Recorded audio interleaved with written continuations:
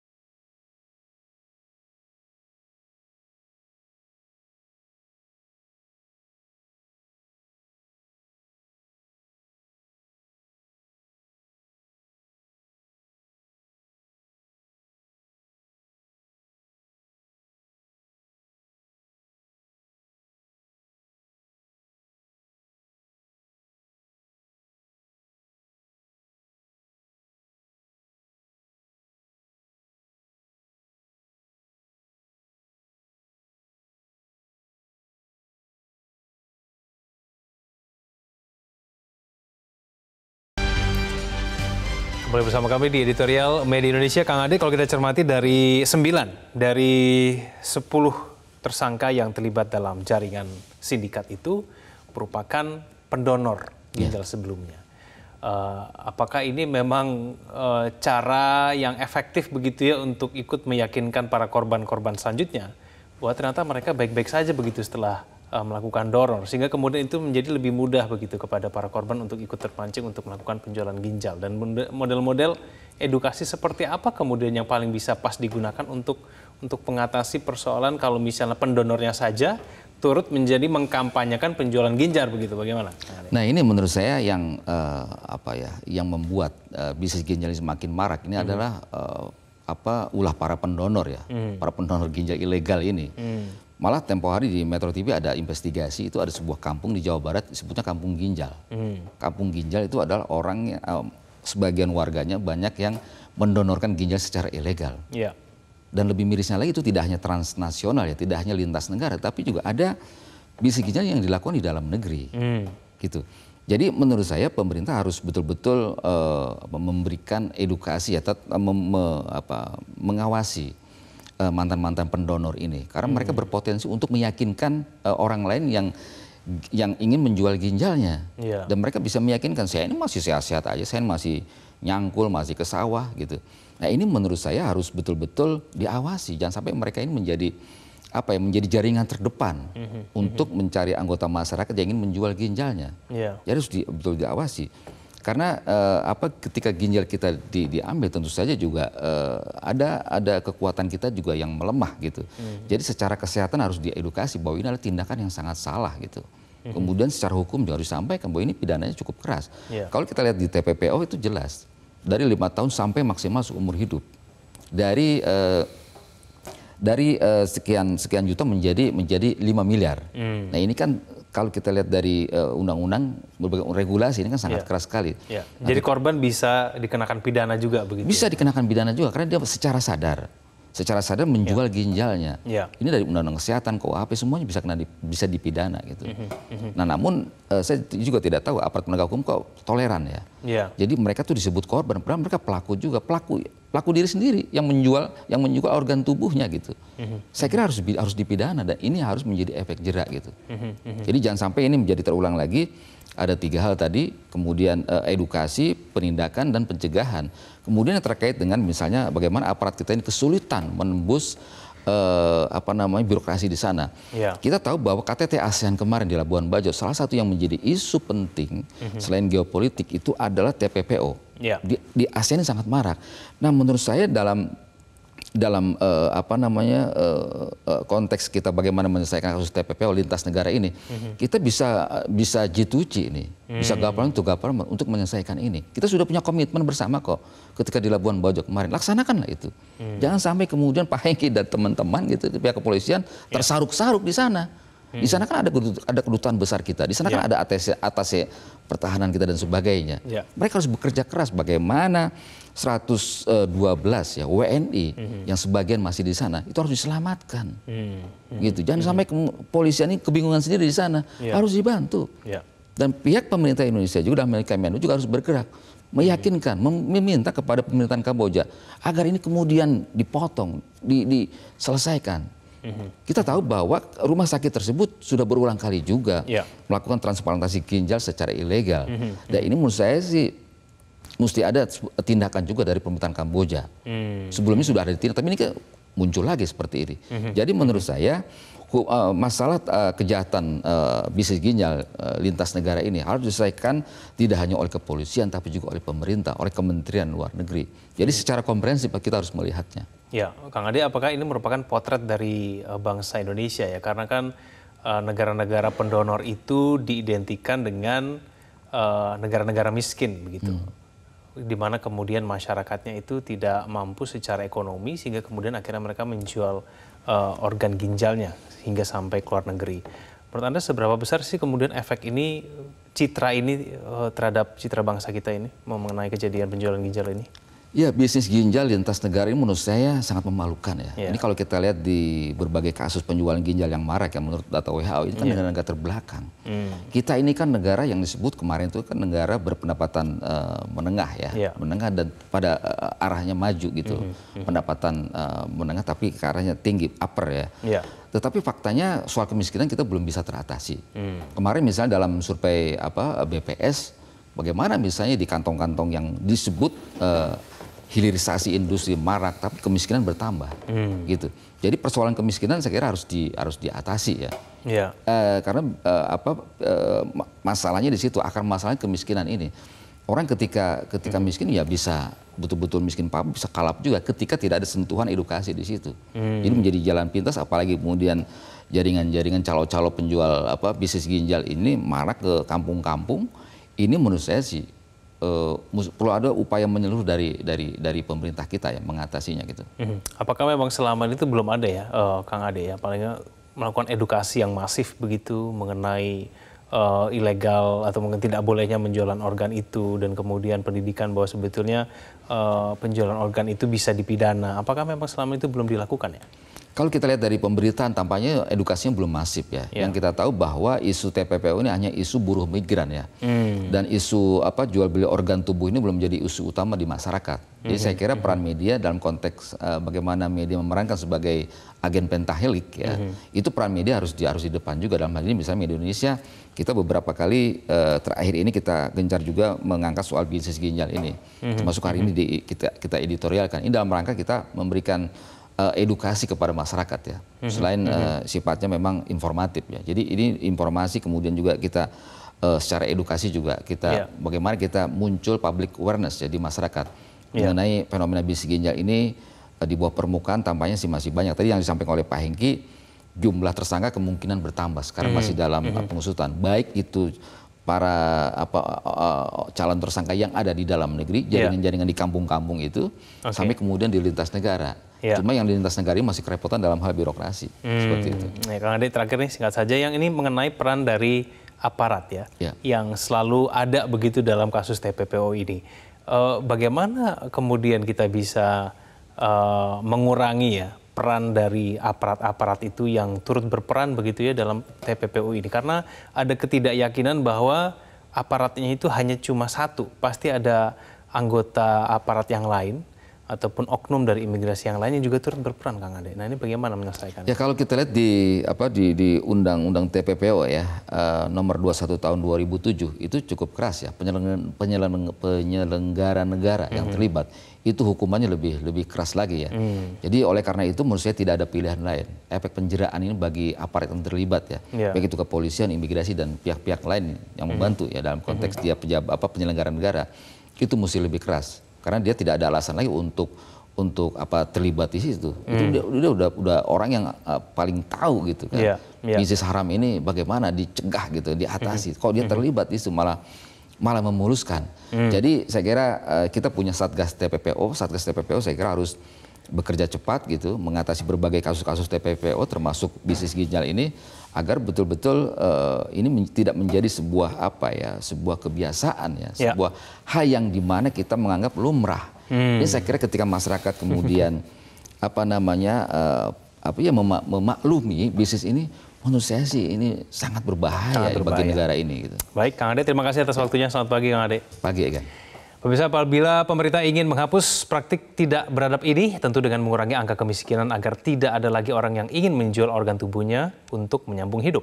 Di sisi lain, penegakan hukum juga tidak pandang bulu. Para pelaku jaringan sindikat harus diusut tuntas. Begitupun para donor ginjal ilegal harus pula dikenai hukuman. Apalagi terhadap aparat yang terlibat, hukuman buat mereka mesti lebih berat. Untuk menangkal kasus ini agar tidak terulang, harus ada efek jera terhadap sindikat bisnis haram ini. Terima kasih pemirsa, Anda telah menyaksikan editorial Media Indonesia. Selamat pagi.